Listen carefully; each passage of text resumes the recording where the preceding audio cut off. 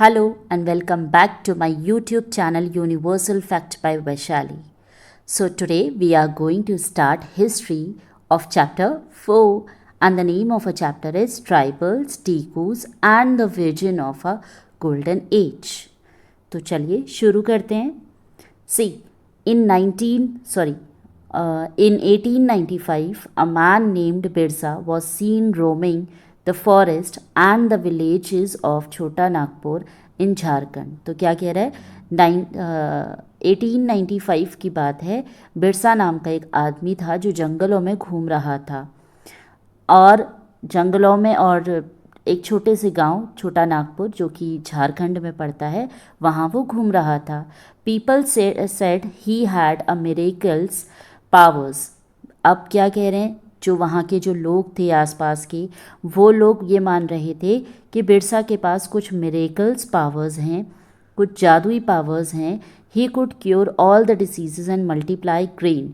और उसका उन लोगों का मानना था कि जो बिरसा है वो सारे ही डिसीज़ को क्योर कर सकता है, ठीक कर सकता है और जो आपकी ग्रेन्स होती हैं वो सारी ही ग्रेन्स को मल्टीप्लाई मतलब 2 गुना या 3 गुना तक बढ़ा सकता है.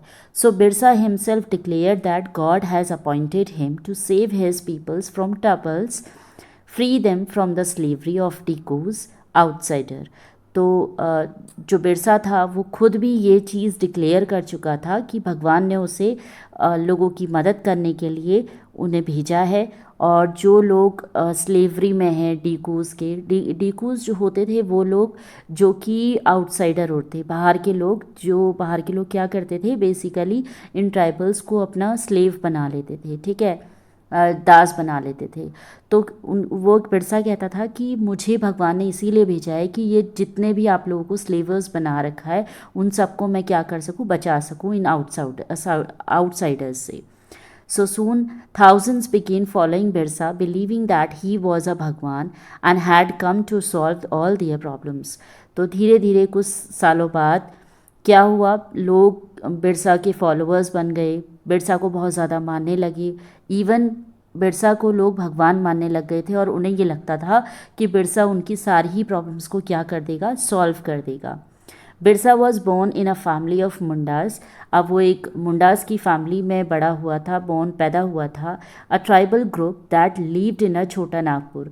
मुंडास क्या है, बेसिकली एक ट्राइबल ग्रुप है जो कि कहाँ आपको देखने को मिलेगा, छोटा नागपुर में. But his followers included other tribals of the region, Santals and Oruns. All of them, in different ways, were unhappy with the changes they were experiencing and the problems they were facing under British rule. अब जो ये तो basically जो tribal group था उसका नाम मुंडास था जहाँ वो पैदा हुआ था. लेकिन मुंडास के अलावा भी जितने और अलग अलग रीजन्स के ट्राइबल्स थे, जैसे संथाल्स हो गया, ओरन्स हो गया, ये बाकी ट्राइबल्स भी इसको अपना भगवान मानने लग गए थे, इसे फॉलो करने लग गए थे. क्योंकि सभी ट्राइबल के लोग अलग अलग तरीक़ों से अब अनहैप्पी थे, मतलब कोई भी खुश नहीं था.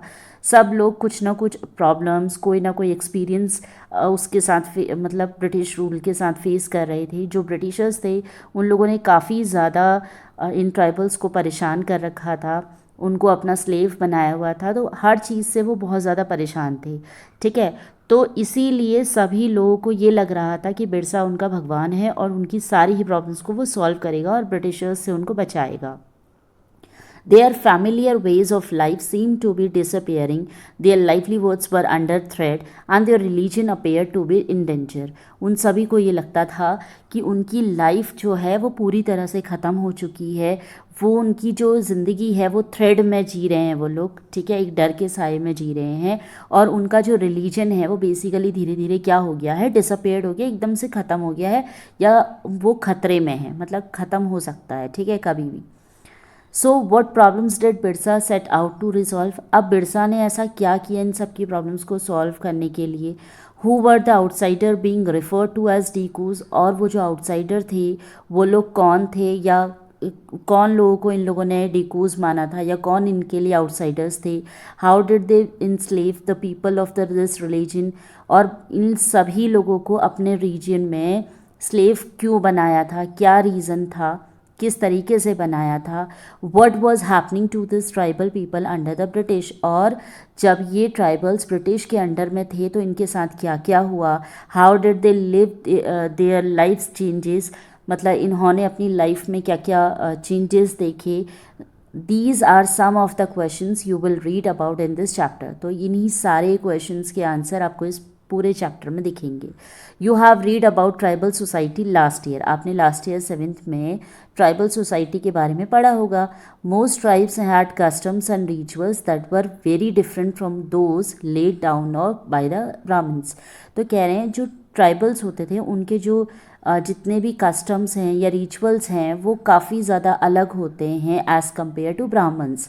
जैसे ब्राह्मण के जो रिचुअल या कस्टम्स होते हैं उनसे बहुत अलग होते हैं।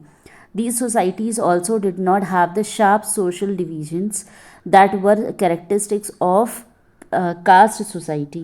तो ये कह रहा है कि इनकी जो सोसाइटी है मतलब इस तरीके से शार्प इनके सोशल डिवीज़न नहीं होते हैं जिस तरीके से हम या बाकी रिलीजन्स के होते हैं। All those who belong to the same tribe thought of themselves as sharing common ties of kinship। However, this did not mean that there were no social and economic differences within tribes। तो कह रहा है जैसे कि Brahmins में या अलग religions में जैसे जिस तरीके से भेदभाव होता है उस तरीके से इस ट्राइबल में भेदभाव नहीं देखने को मिलेगा। यहाँ पर बहुत ही ज़्यादा शेयरिंग होती है, पर शेयरिंग हो रही है इसका मतलब ये नहीं है कि इन लोगों के बीच में कोई सोशल डिफरेंसेस नहीं है या इकोनॉमिक डिफरेंसेस नहीं है, नहीं, ये सब भी है, मगर आउट ऑफ दैट इन लोगों का मानना ये है कि इन लोगों को मिलजुल कर एक समान एक ट्राइब में रहना है, ठीक है, इसीलिए लोग शेयरिंग करते हैं। तो आपका नया टॉपिक है how did tribals group live.